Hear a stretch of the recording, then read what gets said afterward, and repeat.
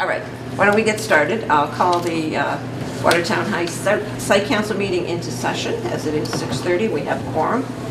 And first item on our agenda is approval of the minutes from the open meeting from January 24th, which I photoed on the back of the agenda if you didn't get one.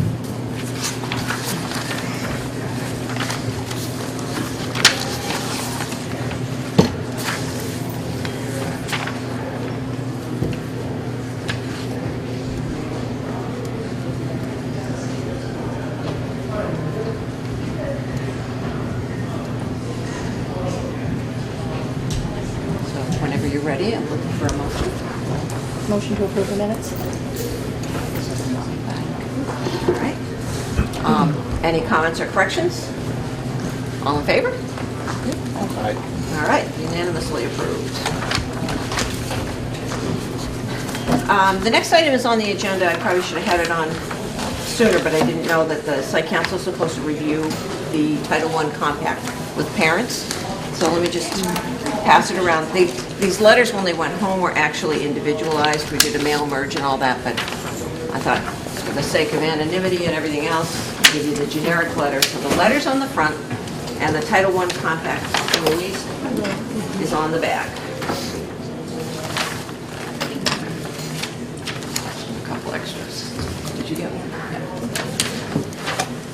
So Title I is federal money that we are eligible for as a district on the basis of a percentage of people of low income. And then it's divided amongst the schools. But then the students who receive services through Title I do not have to be low income, just the school has to qualify. So what we do is we try to narrow it down so we can service students and support them in math and reading, or math and literacy, for students who are at risk for not achieving highly on the MCAS or whatever, from past scores that they've had on MCAS, from past grades, from teacher recommendations.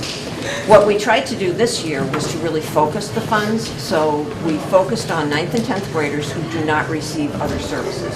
So there may be other students that by virtue of scores would have qualified for Title I supports, but they already received some supports. So we were trying to spread the supports around, and we focused on students who don't already receive other supports. So what we did was we sent home letters, and like I said, they were personalized to each of the students that we narrowed this list down to. And then we asked parents to review this compact. So in terms of Title I services, there's 3 people that are responsible for the student's success. The school has some responsibilities, and we list them there. The parents have some responsibilities, we list them next, and the students have some responsibilities. We are doing the majority of our support through push-in services, so not to pull students out, not to isolate students, but pushing into either the math or the English class where they need help. The students who we couldn't work that out for one reason or another can have been invited to come to the writing lab or the math lab during a period where they don't have a core class. So for the most part, we pushed in as we could, and where we couldn't make that work because they were pushing in and they couldn't push in 2 classes at once.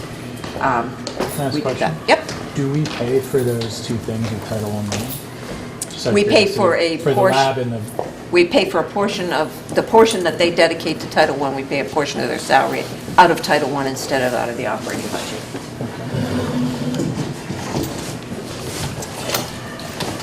Hi. Oh, that's okay. Well, tomorrow, guys. Yeah. There's a lot of stuff going on here. You might have had to park a mile away.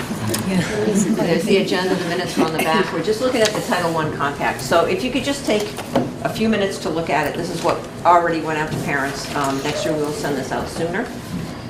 Didn't know that this had to come to Site Council for approval in terms of, so it says basically the high school will provide high quality curriculum and instruction in the areas of developmental reading, academic assistance, and math support, that will hold parent-teacher conferences, that will provide students and parents with progress reports once every 4 weeks, which is what we do by virtual progress reports anyway, and report cards, provide parents and guardians reasonable access to staff, and provide parents and guardians opportunities to participate in their child's education and to see student work.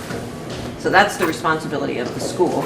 And then we ask parents to be responsible to make sure that their child attends school regularly, the biggest predictor of non-success is poor attendance. Make sure homework is completed, participate as appropriate in decisions relating to their child's education, promote positive use of their child's extracurricular time, and stay informed about their child's education and communicating with the school as appropriate. And as students, we ask them to give consistent, reasonable effort on classwork and homework, participate fully in class by working together with teachers and classmates with a positive attitude, take initiative and advocate for themselves when they need help, and participate in healthy, engaging activities outside of school. And we ask all three parties to sign. What is the site council being asked to approve? To approve the compact. Like, just this? This, right. This letter? This letter. This letter in the compact that has to be signed. And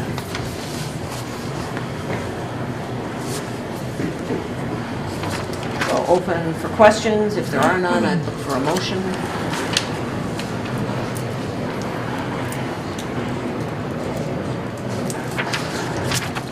Do you get any more specific with kids in specific situations in terms of things they need to do? Like if they need to go to the Learning Lab 3 times a week or anything like that? Or is that something they would work Well, out we with did, the personnel the conference? students that need to go to the lab as opposed to receive push-in services in their core class, we did actually tell them exactly what times that was available to them. So we did invite them specifically to that. Not that other kids can't use the learning labs Yeah, at, but- those times too, but Do they need to pledge that they'll go 3 times a week and then they're there every day the last 2 weeks of the month because they skipped the beginning of the month? they don't have to pledge to do that. Okay. But they do have to pledge to participate in this process of improvement. In the past, I've been aware that the funding is contingent upon the parents returning their letter signed. Is that the case now? No, it's contingent on us providing that service. I see, I okay. had a little bit more trouble with the paperwork coming back. Right. But we will provide the service even when the paperwork doesn't come Okay, back. that's great. Yeah. I've always felt that that was unfortunate because, you can't enforce that. You can't- Right, that's you hard can't to do. mandate it. It is hard to do, but we do work hard at it. We follow up on it. But the funding is Right. is needed. Do we provide it in any other languages, or is this the only? I can't remember if we translated it or not. I would have to check on that. Okay. Or if we even needed to, depending on what we sent it to. Right. Right. Yeah. But we certainly could. Yeah. We translate documents all the Should time. be so, available yeah. translated if needed. Right. Other questions? All right, so then I would like a motion, if I could, to approve the Title I School Parent Student Compact. Am I allowed to do that? You are. Motion to approve. Moved by Stella, is there a second? Second. Okay, and all in favor? Aye. Okay, thank you very much.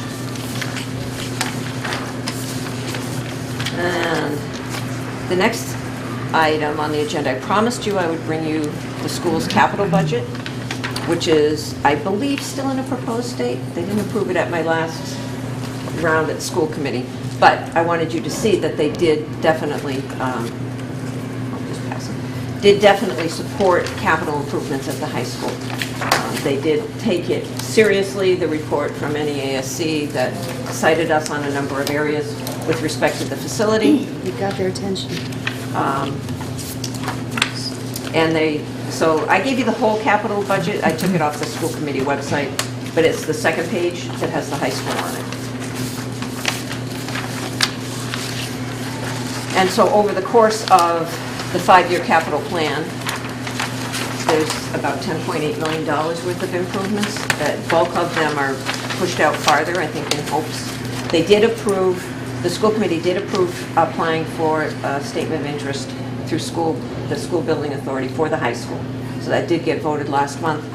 So the hope is that some of this would end up cost shared with the state farther out, but we didn't want to not plan for it. So it is definitely planned for, starting with about $364,000 worth of improvements in this coming year, and going out farther, it's into the millions each of the years, like complete window replacements and such. So I don't know if it's helpful if I go down item by item. Is that helpful to you, or is that more than you need? That's pretty self-explanatory. The classroom furniture is always in there. I have a certain amount that I'm allotted every year, and I try to update around the building every year. Sometimes do some area improvements in the process. But other things are like the hot water heaters will be next year. Repairing windows and screens, there's a lot of, that's without replacing them all. There's a lot of issues with some that won't open or close, some that won't meet properly, a lot of missing screens. Shirley, remind me, but I think that the ones that are marked at the N in the middle column, right, are the ones that are part of the NEASC. Oh, yes. Is that right? Yeah, they put a little indicator there, NEASC mentioned it. So, and the reason I'm only bringing it up is because a bunch of the stuff that's slated for next year isn't really addressing the NEASC That is true. recommendations. Right. A lot of the NEASC recommendations were huge, though. Right. So I understood that they needed to spread that out over time. Absolutely. Huge in cost and in scope.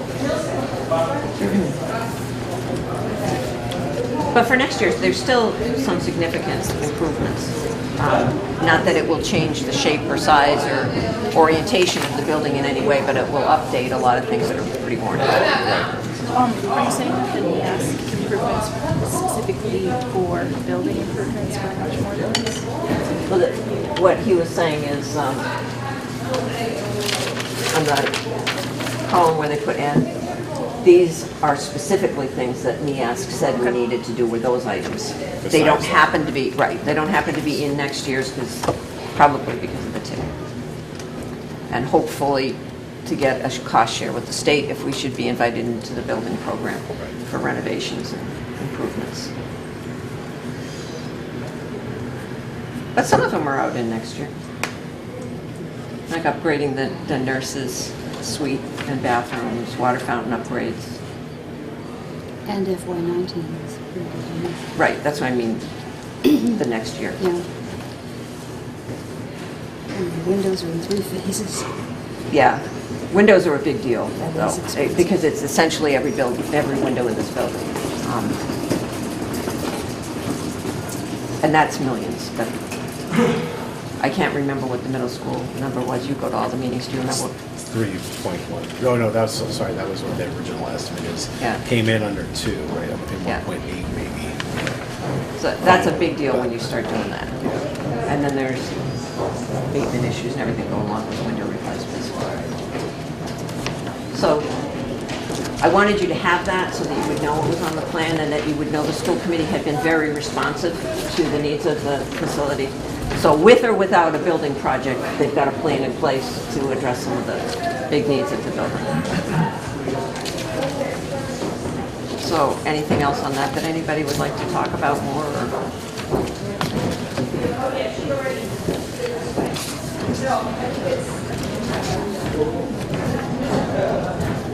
When we reviewed it, you and the staff were referencing the problems with the walls on that side, on the parking outside of the building, and that there actually was a mold issue.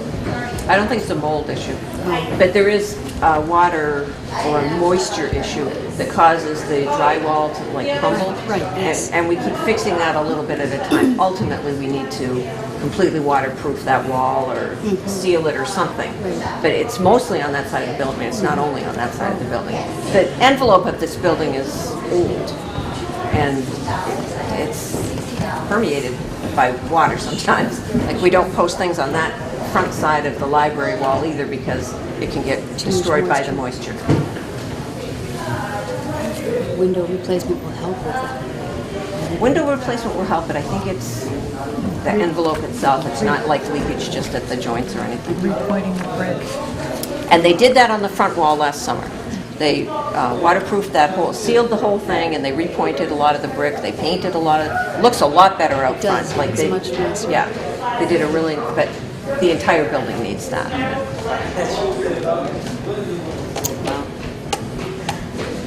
But it's still a great place to bring your kids for high school. So my neighbors tell me. Yep. So mostly I just wanted you to have that so that you knew what was on that. And I don't think that they're voting on the capital plan ahead of the operating budget. But that's where that is, and that's what was on their website, so I felt like I could distribute that. So for the, are we all set with that? I can move on? For the operating budget, we have a lot of walk-through traffic here. The operating, and I should have apologized up front, they double booked the library, and we were the smaller group. The other group was like 60 people, so I said we'd move. The operating budget, I don't have a handout for you, but I wanted to talk to you about the process because I've liked the process a lot this year. We have a different central office administration, so of course they all come in with their own ideas about how to do it, and I think it's working fairly well in terms of everybody hearing what everybody's asking for and having conversations about the bigger picture. It's easy to only see your picture. So the town has indicated that what they feel comfortable with is a 5% increase in the school budget. So what the business manager did did a roll-up budget, which is what would life be like in our budget if all we did was take what we have now and move forward a year, which means people move up a step, someone will move over a lane because of educational or whatever. And where does that leave us? Well, that eats up about 4% of that 5%, just staying level. So that's a tough thing. So we ended up with something a little over $400,000 to add to the budget to stay within that 5%. So we've worked, what we did was the business manager had every department and every principal kind of put forward what they would like to see in their budget for the next year. And then we went through another process where we all looked at it and said, okay, we have this $400,000, you have much more than this on your wish list. How do we get this back into a place that can fit within the proposed budget? Because that's absolutely where we want to start from. It could be that the school committee might want to advocate for more money, but for now we know that the town has said they'd be comfortable with 5%. So we all had an opportunity to talk about items that we had put on. Obviously anything that has to do with staffing is the most expensive of the items. And to say, well, where does this fall, even when you're advocating for it for yourself, for your department, or for your school, where does it fall in your priorities? Is this something that's so important to you that you would give up other things to get it? Is this something that you would like to have if you didn't have to give up for anything? Or is this something you could maybe put off for a year or two? So we kind of went through a process like that, which was new to all of us. There's a lot of us in the room when we have a district leadership team meeting, something like, I think, 30 people. So that's a big conversation to have in a room like that. But we've had it a lot, and people have gone back and looked at what they did, and then they listened to what other people said. And so the conversation went back and forth, and then the central office took that conversation back, and they kind of synthesized it and said, this is what we heard. And they brought us back to, these are the things that'll fit in that $400 and something thousand that would get you up to the 5%, and these are the things that you said were your next priority, and these are the things that you said were your lowest priority. Things you still want, still think are important, but you could wait a few years for. So that was another meeting that we had, and then we went from there to our business manager, assistant superintendent for finance and operations, I think is the new title. Then she went through and looked at what she could do to capture savings in other areas to offset even more of the budget. So she looked at, I guess within the budget itself, we haven't captured the savings that we are realizing through the energy improvement process that the town went through in all the buildings. So she did that, and that opened up another blob of money. So then we moved another few things in there. And then there were some people that were thinking about how they could reorganize departments and how that might open up some money, and went through that. So we're starting to find our way to move a few more things up the list. Today we actually had a district leadership team meeting where we talked about it again, saw where we were standing at this point in time, and people were able to talk about the items that fell below the line, as John Brackett put it, that weren't yet in the budget, and to advocate for why they thought they should be. So we had a pretty good conversation about that, which the central office hasn't synthesized yet. So it's been a very thoughtful process, it's been a very inclusive process, and it's the first time, I think, in my time here that I've seen what the budget picture looks like for everybody. And we're all going to have to do that since there's never going to be enough money for everything we want. We don't want to be fighting each other. We want to be thinking about what is the best for the most and what is the most immediate need versus the needs that would be great to have, but we might have to wait a few years to get them. So I don't have a document to give you because we're not at that point where that's gone to school committee yet. In fact, I'm sure that what we talked about today is something they'll synthesize in order to make their proposal to the next budget subcommittee meeting and to the school committee. But I think the process has been good. It's been very open. I know that I've come back here and had even further conversations with coordinators about what we heard and what was said there and what does that mean and how is that impacting the high school in particular, without saying that we don't care about the other schools, because we do. We care about all of them. We've got to get all of our kids through with an excellent education with the right supports and resources. So that's what I wanted to tell you about that. Not that like I said, I don't have a handout that I can give you. There's not a public one yet on that, but I don't know if you have questions if I explained that well or if that was confusing. I think it's been a really good process. Sounds like a really good process. Yeah. And you don't feel like you're pitted against each other. No. And we know it's still fluid, too. If somebody were to go back now and say, hey, that's still not up in there, this is why I think it is, and in fact, I'd give up that thing to get it up that high. So that's the next level of conversation that we would have. Is it that important to you that you think it's more important than something that we already have in there? Then let's have that conversation, too. Sounds fair. I thought it was a very good process, and it was so clear the way Mary laid it out. Like, we were just looking at it thinking, I totally understand what you did. And budgets are not uncomplicated, so. Right. So I think she did a great job with that. I have a question. Yeah. Was there talk about one-time monies? So, in the past, I know the town has given the schools for some specific thing that they think is only going to last for 1 year, or as a pilot program or something that, and the town has been willing to set aside that money separate from the budget as a whole, the operating budget. That's happened the last 2 years. Yeah. 2 years ago, the town said, I'm not willing to put it in your budget base, but here's $750,000 that you can spend on things that are of a one-time purchase nature. And last year they gave us $375,000. I think that means they folded the other $375,000 into the budget of the $750,000. I'm not really positive about that, but last year they gave us $375,000. So we did purchase all sorts of stuff with that one-time money, because why would you ever say no when you have needs and they're going to give you that money? The problem a little bit with that is it might be the one time that you needed an English textbook, but it doesn't mean you won't need textbooks the next year. And now we have no textbook base in our budget. So we have tended to do that by a similar item that really is a recurring cost, just, it has a refresh cycle going for it. There's very little, I think, in education that's actually a one-time expense, right? Right. No, I was thinking, in particular, I know that one of the things they've targeted in that past has been the Chromebook one-to-one initiative, and I know that that's expanding here And next at the middle year, school. right? 10 and 11 next year, or is it? Well, it's 9 and 10 this year. Or 9 and 10 this year, and So 11. far, 11 and 12 are in the budget for next year, but we don't know if that will completely land out. Right. And 6th grade also. Okay. So, but that was what I was thinking about, if you'd had that conversation specifically. So the one-time money, though, is a town conversation, and it's not a conversation that, like, a principal would have with the town. That's a school committee I just or a wondered if- superintendent town, and I don't know about it. Yeah, I just wondered if he was starting to ask you all for what one-time money type things you might want to spend on.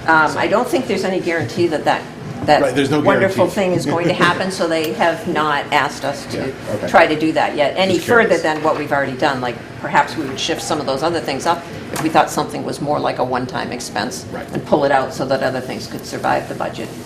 But to my knowledge, we haven't had any indication that that's going to happen this year. I'm sure we all hope it will. Wishful planning, right? Yeah. But, so we're planning with what we know Yeah. at this point. And what we know is that they've said they could be comfortable with 5%, that 4% of ours is eaten up and just rolling up to the next year. Yeah. So we have, I think it was 418,000, something like that. Something over 400,000 and less than 500,000 is left then for improving programs or growing programs or expanding opportunities, which is not a lot of money for the entire district. That's not just the high school, that's the entire district.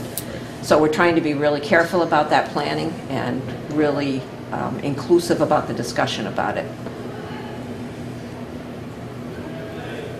And I don't know anything about one-time money, but it'd be a great thing to get. Yeah. Yeah,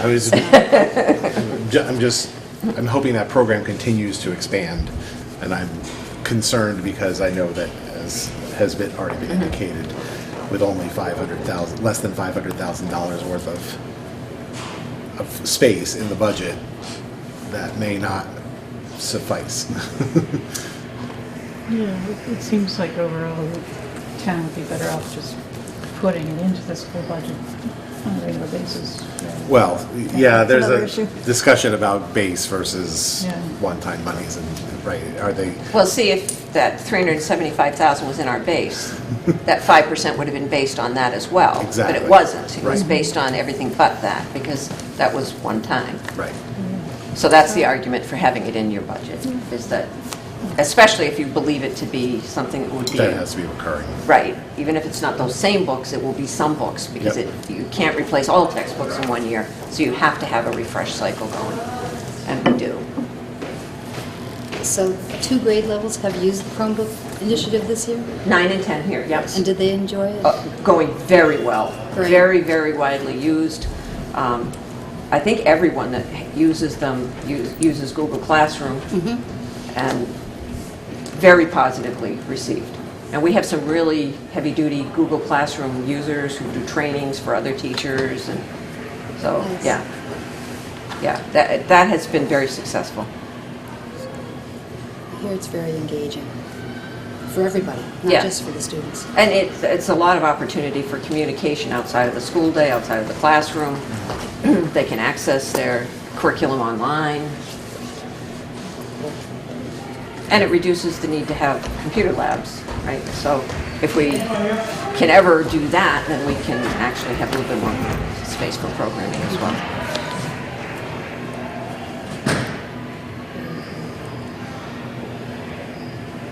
Anything else?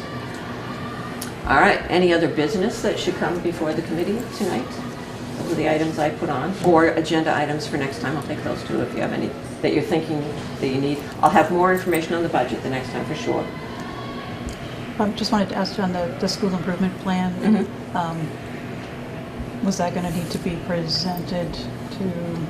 I think in school June. committee? I have not heard more about that. But yes, every school will be presenting their school improvement plans to the school committee this year.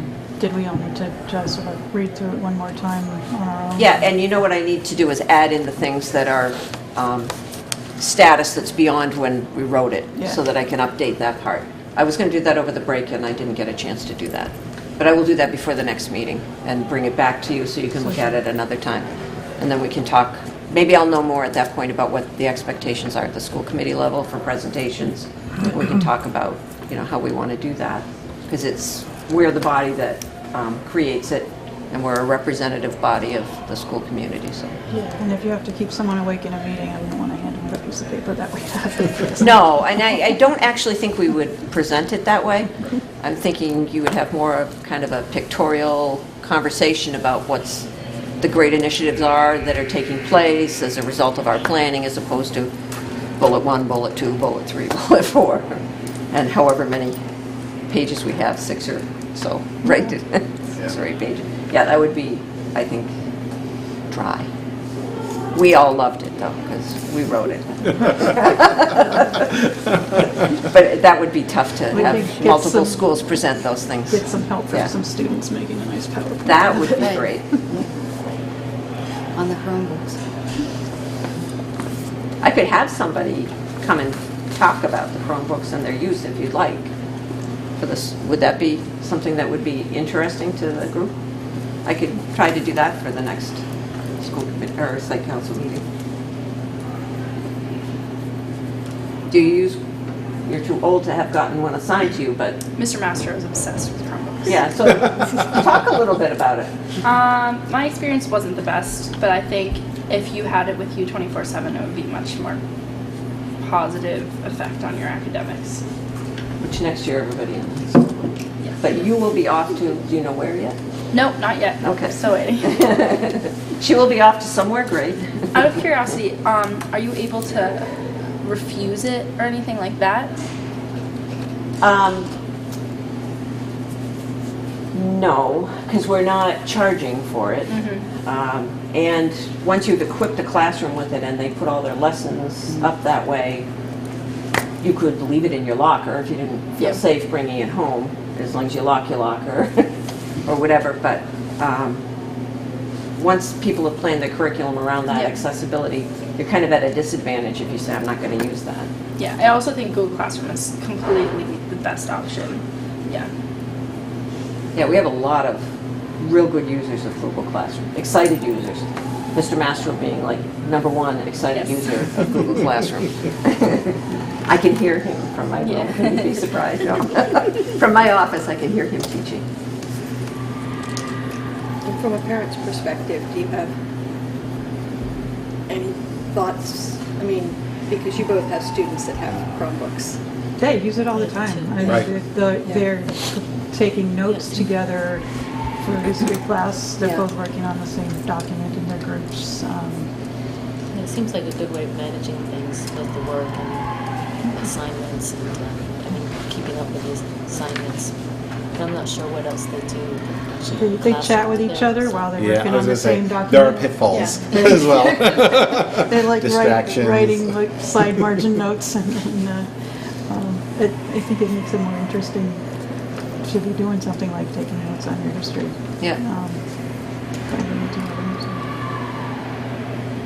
I think it definitely depends too, right, on the teacher and how comfortable the teacher is doing that and how much time the teacher has had to be able to convert the curriculum, because you have to kind of convert the Yeah. curriculum to be able to do that. I mean, the students are facile with them the first day they get them, and they only get more facile with them as time goes on.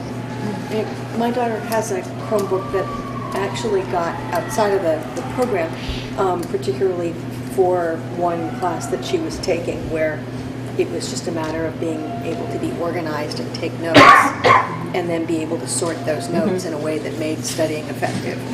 And it wasn't even part of, I mean, she was doing that in Google Docs, but it made a big difference. Yeah. Um, And so the fact, far- I think, that the students like them. Yeah, getting the textbooks in some form that they can have on the Chromebook or access online would also help, because the backpack does not weigh any less. Right. I know the It's- AP US history class was experimenting with that a few years ago, and I think it works really well. And they continue to have the book online as an option. Yeah, Fenn's got the PDF files for that and uses it. Yeah, I don't think Gus uses it so much anymore, but I found it really helpful. Yeah, but even just having the PDF of the book is helpful. You don't have to carry that giant thing around. I think you'll find as we replace textbooks, that's a normal, Sort of an upgrade now. that comes along with textbooks, is the access to online resources, including the book itself. Nice. It wasn't the case, you know, you don't have to go back very far, that wasn't normal at all. Yeah. Right. Good. Anything else that people want to bring up? So for next time, I will definitely have, well, I will ask someone if they can come, maybe Mr. Master, talk about Chromebooks in the classroom. I know Mr. Luciano lives closer and he uses it a lot too. Yep.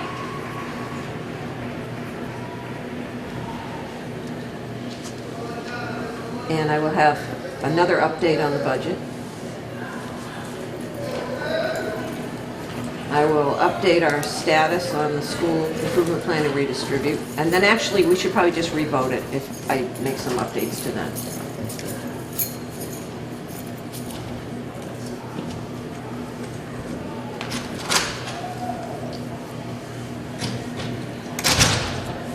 and the minutes. So that looks like next time, and if something comes up in between, I'll add it to the agenda. So does anybody have anything else for tonight? No? Then we can watch girls' basketball if we have a motion to adjourn. So moved. Hi, David. Second? Second. Hi, Louise. All in favor? All right, thanks so much, everybody. Thank you. And go Raiders in the other room. Well, ladies.